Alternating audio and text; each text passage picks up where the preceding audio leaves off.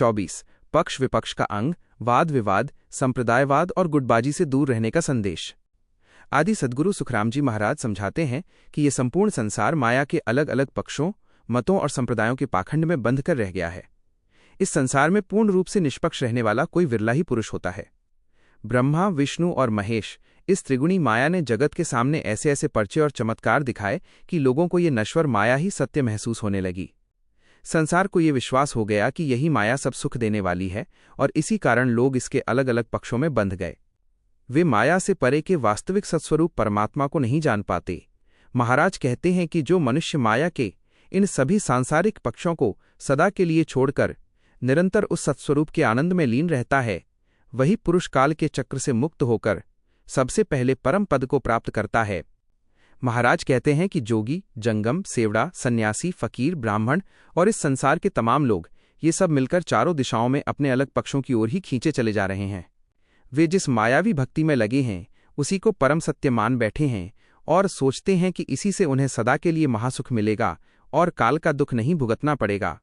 जैसे जोगी को अपना जोग सच्चा लगता है और ब्राह्मण को अपने वेद सही लगते हैं, इस कारण जोगी जोग का पक्ष खींचता है और ब्राह्मण वेदों का। परंतु दोनों यह विचार नहीं करते कि जोग और वेद दोनों ही अंततः माया से ही उत्पन्न हुए हैं और यह माया तो स्वयं नश्वर है जो काल के अधीन होकर फल दे रही है। यदि जीव को वास्तविक परम सुख चाहिए तो उसे इन सब पक्षों को छोड़कर उस एक अविनाशी ब्रह्म की भक्ति करनी चाहिए जो काल से सर्वथा परे हैं और जिसे सुख देने के लिए किसी अन्य के आधार की आवश्यकता नहीं है। संसार के चारों वेद, 6 शास्त्र और 18 पुराण ये सब के सब उस नश्वर माया के ही आधार पर निर्मित हुए हैं। वेदों की रचना ब्रह्मा ने की, पुराणों को वेद व्यास ने बनाया और 6 शास्त्रों की रचना जैमिनी, कणाद, कपिल, पतंजलि आदि ऋषि मुनियों ने की। अर्थात इन सबका मूल स्रोत नश्वर माया ही है, अविनाशी ब्रह्म नहीं।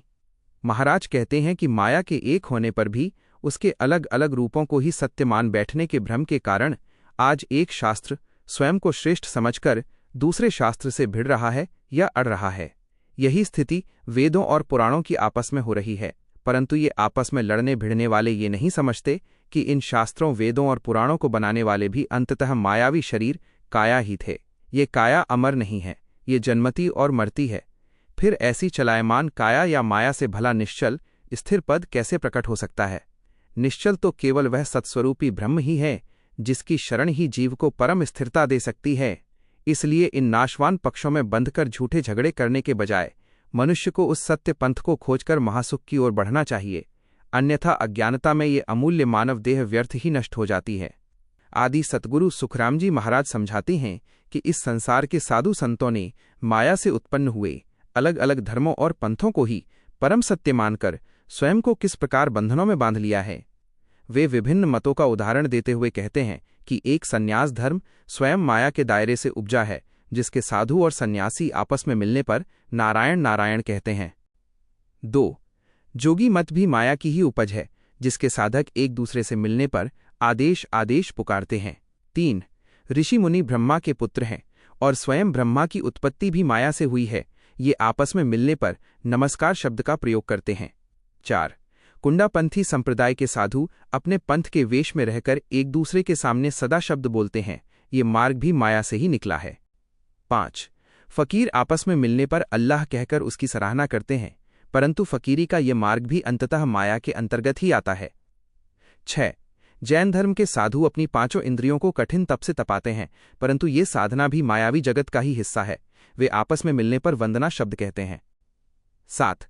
सतनामी पंथ के साधुओं को आपस में सत्यनाम सत्यनाम कहना अच्छा लगता है, परंतु ये नाम भी 52 अक्षरों के भीतर का होने के कारण मायावी शब्द ही है, ये वास्तविक अविनाशी ब्रह्म शब्द नहीं है। 8.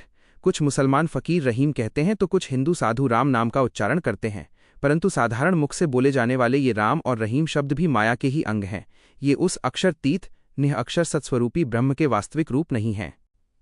इस प्रकार जगत के इन सभी साधुओं ने अलग अलग संप्रदायों को ही सच्चा ब्रह्म समझकर अपना अपना एक संकीर्ण पक्ष बना लिया है। ये साधक इस सूक्ष्म सत्य को नहीं समझ पाते कि ये सारे धर्म और पंथ नश्वर माया की ही संतान हैं। जब साधना का मूल आधार ही नाशवान माया है, तो ऐसी साधना करके साधु बनने से जीवकाल के चक्र से कैसे मुक्त हो सकता है और उसे उस अविनाशी अनंत सुखों के परम देश सत्यलोक की प्राप्ति कैसे हो सकती है? अर्थात कभी नहीं हो सकती। 1. कई साधु और संसारी लोग मुख से राधा कृष्ण कहते हैं, परंतु राधा कृष्ण केवल मानवीय देह के नाम है, यह सत्स्वरूप परम ब्रह्म नहीं है। 2. कई साधु निरंतर सीताराम का जप करते हैं, परंतु सीताराम भी अंततः मायावी देह के ही नाम हैं, अविनाशी ब्रह्म नहीं। 3. कई साधक रात दिन शिव शिव का उच्चारण करते हैं, परंतु शिव भी केवल इच्छा से उत्पन्न हुई माया का रूप हैं, यह भी सत्स्वरूप ब्रह्म नहीं है। 4. कुछ साधक विष्णु के नाम को जपते हैं, परंतु ये नाम भी विष्णु के भौतिक शरीर का ही है। विष्णु स्वयं माया के अंतर्गत आते हैं, वे सत्स्वरूप ब्रह्म नहीं हैं। कुछ साधक सत साहिब नाम की रटना लगाते हैं, परंतु सत साहिब भी 52 अक्षरों के दायरे का नाम है, ये नाम मात्र होने के कारण वास्तविक सत्शब्द ब्रह्म नहीं होता। इस प्रकार जगत के साधुओं और मनुष्यों ने नश्वर माया को ही सच्चा ब्रह्म समझ लिया है। वे अपने अपने मतों का पक्ष लेकर आपस में अड़ रहे हैं, लड़ रहे हैं और व्यर्थ की खींचतान कर रहे हैं। इस अज्ञानता के कारण जिस सच्चे सत्स्वरूप ब्रह्म को पहचानने के लिए ये उत्तम मानव शरीर मिला था, वह अवसर हाथ से छूट जाता है और मनुष्य संप्रदायों के इसी झगड़े पखापखी में अपना अमूल्य जीवन गंवा देता है। ये साधु इस बात पर विचार नहीं करते कि दत्तात्रेय और कपिल जैसे महान ज्ञानी इन संसारी मतों के झगड़ों में क्यों नहीं अटके। वे भी तो इसी मनुष्य शरीर में आए थे और साधना कर रहे थे, परंतु उन्होंने इन सब मायावी धर्मों को छोड़कर केवल उस एक वास्तविक सत्तत्व ब्रह्म को खोजा, चिन्हा और उसी में पूरी तरह लीन हो गए।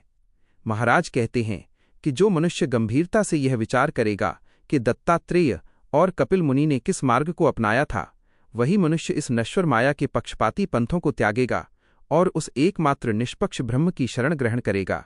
माया के भ्रम में पड़ने के कारण हिंदू और मुसलमान एक ही मूल तत्व या सत्ता को दो अलग अलग वस्तु मानकर आपस में व्यर्थ का विवाद और खींचातान करते हैं।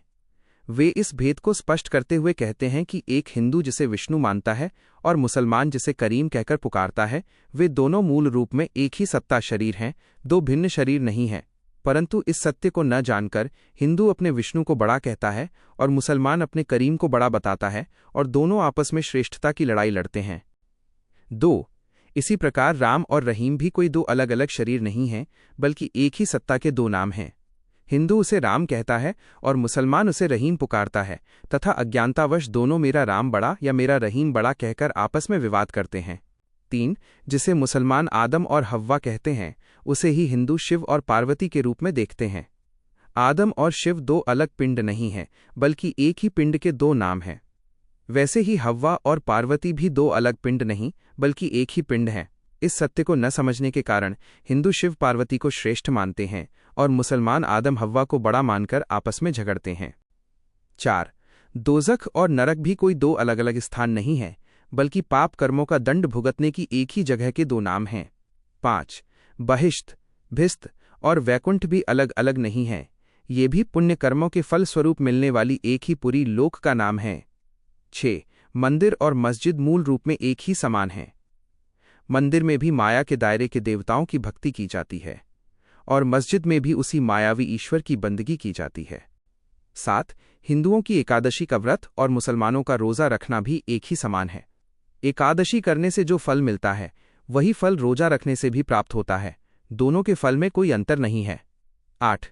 मुसलमानों की तस्बीह फेरना और हिंदुओं का माला जपना भी एक ही क्रिया है। तस्बीह फेरने से जो परिणाम मिलता है, वही माला फेरने से भी प्राप्त होता है। परंतु हिंदू और मुसलमान इन बातों का सही और गहरा आध्यात्मिक अर्थ नहीं समझते। दोनों अपने अपने संकीर्ण पक्षों और संप्रदायों में बंध जाते हैं और आपस में व्यर्थ ही अड़ते भिड़ते तथा दुख पाते हैं। इस अंधी खींचतान और अड़न भिड़न के कारण वे उस एकमात्र सच्चे अविनाशी परमात्मा को भूल जाते हैं। परिणाम स्वरूप वे जीवों को बंधनों में रखने वाले काल, समय, मृत्यु के वश में वैसे ही पड़े रहते हैं जैसे आज तक पड़े आए हैं और जन्म मरण के चक्र में उस दमनकारी काल का कष्ट निरंतर भुगतते रहते हैं। 1. जो शक्ति इस शरीर के भीतर चलने वाली सांस का मूल गुण हंस यानी जीव के भीतर डालती है, उस गुण को धारण कराने वाले का नाम साहिब रखा गया। 2. जो जीव इस संसार और माया के चक्र में निरंतर जन्म मरण करता है, उठता और बैठता है तथा संपूर्ण चेतना को जानता है, उसी आधार पर उसका नाम ओम धर लिया गया। 3. जो परम चेतना घट घट में, कण कण में और इस संपूर्ण सृष्टि के भीतर निरंतर रम रही है, विद्यमान है, उसे सब में रमता हुआ देखकर ही राम नाम दिया गया। 4. और जो शक्ति सोहा वो मैं हूं के रूप में श्वास की गति बनकर संसार के समस्त जीवों के भीतर समाई हुई है, उसे सोह कह दिया गया।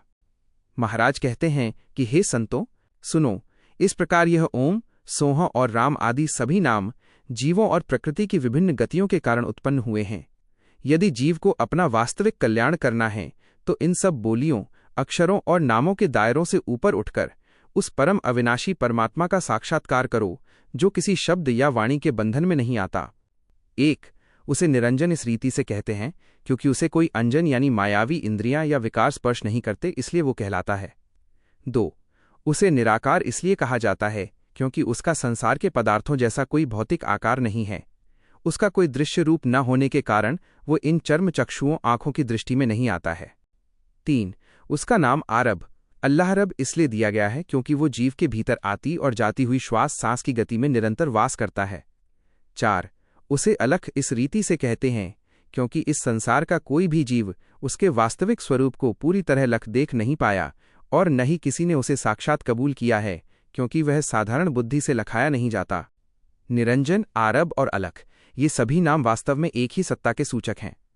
परंतु हे संतों, इन सभी नामों और रूपों के ऊपर जो सर्वोपरि अविनाशी परमात्मा है, तुम केवल उसी वास्तविक तत्व की पहचान करो।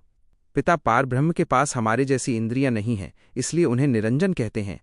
उनका माया की दृष्टि से कोई आकार नहीं है, इसलिए वे निराकार हैं। वे आती जाती सांसों में रहते हैं, इसलिए उन्हें आरब कहते हैं।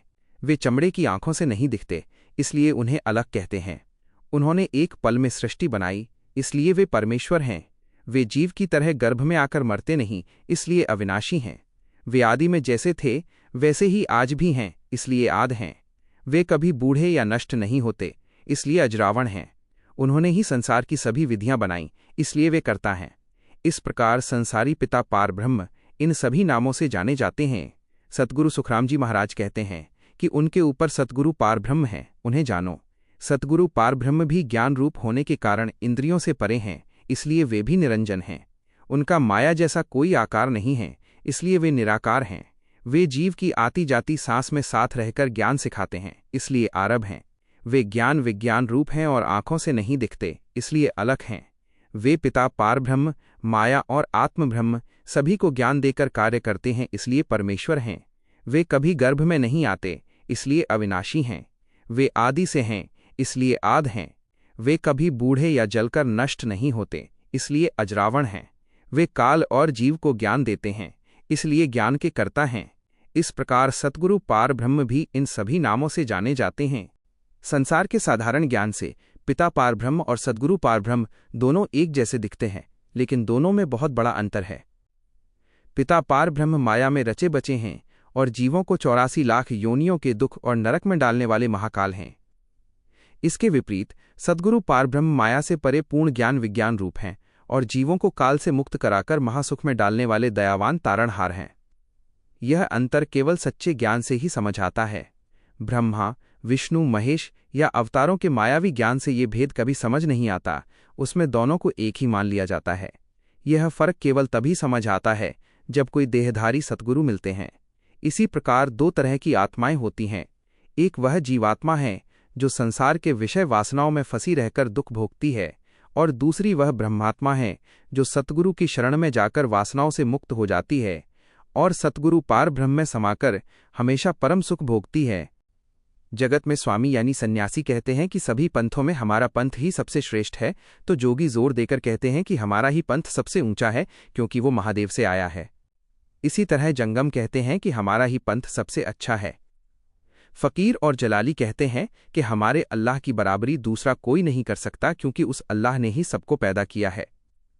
जति अपने ही पंथों की सराहना और बड़ाई करते करते मर जाते हैं, यानी इसी में उनका मनुष्य जीवन छूट जाता है। इसी प्रकार ब्राह्मण वेदों को ही ईश्वर मानकर उसका वर्णन करते हैं। उनका मानना है कि वेदों में बताई गई करनियों को करने से ही परमात्मा मिलेगा और वेदों में ही परमात्मा बसता है। इसीलिए आदि सद्गुरु सुखराम जी महाराज कहते हैं कि आप इनमें से जिसके भी पास जाओगे वो अपने ही पक्ष की बात को बड़ा चढ़ाकर कहेगा और आपको अपनी ही तरफ खींचने की कोशिश करेगा। कोई जति हुआ है, कोई फकीर हुआ है, कोई सन्यासी बना है, तो कोई कान फड़वाकर उसमें मुद्रा पहनकर आयास बना है। कितने ही कुंडापंथी एक ही बर्तन में बैठकर कोई ऊंच नीच का भेद नहीं रखते और सब मिलकर मांस, मदिरा व मछली खाते हैं। कोई घर संसार में रहता है तो कोई जंगलों में चला जाता है और कोई तरह तरह की तपस्याएं तथा अनेक हुनर पाखंड करता है, परंतु भाग्य न होने के कारण वे सच्चे परमात्मा का भजन नहीं करते। सच्चे परमात्मा को छोड़कर वे माया को ही भजते हैं, और चाहे जिसने जैसे भी भजन तप किया हो, जैसे कोई वन में गया या किसी ने घोर तप किया आदि। सद्गुरु सुखराम जी महाराज सोच विचार कर कहते हैं कि बिना सच्चे भाग्य के उन्हें सतब्रह्म की प्राप्ति नहीं होगी और न ही उनका काल का चक्र छूटेगा। सभी लोग अपने अपने पंथ की बड़ाई इस तरह से करते हैं कि उस पंथ में कोई बुराई या झूठापन होने पर भी उसे अच्छा ही बताते हैं।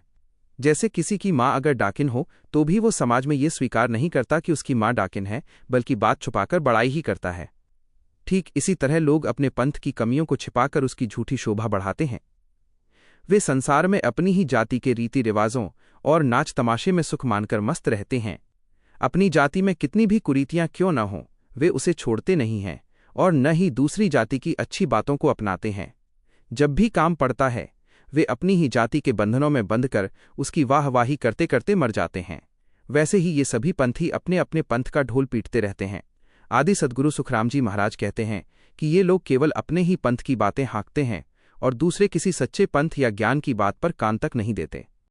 वे अपने पंथ की बात इस तरह से कहते हैं मानो उन्होंने दूसरों का ज्ञान कभी सुना ही न हो और न ही उन्हें दूसरों का ज्ञान समझ में आता है, इसलिए वे केवल अपनी ही बात रटते रहते हैं। यह ठीक वैसा ही है जैसे किसी व्यक्ति ने केवल अपना गांव देखा हो और कभी दूसरा शहर या विदेश न देखा हो, तो वो भला वहां की बातें और वहां का भेद कैसे बता सकता है। अपने पंथ के पक्ष में बंधे होने के कारण वे दूसरे पंथों का भेद नहीं जान पाते। जैसे दूसरों का धन और दूसरों का सुख दुख या पीड़ा बिना पूछे कोई नहीं बता सकता, वैसे ही दूसरे पंथों और धर्मों को गहराई से समझे बिना कोई उनका ज्ञान कैसे जान सकता है। आदि सद्गुरु सुखराम जी महाराज विचार करके कहते हैं कि यही कारण है कि उन्हें दूसरों के मार्ग की सत्यता और उसकी शोभा दिखाई नहीं देती और न ही वे उसकी सराहना कर पाते हैं।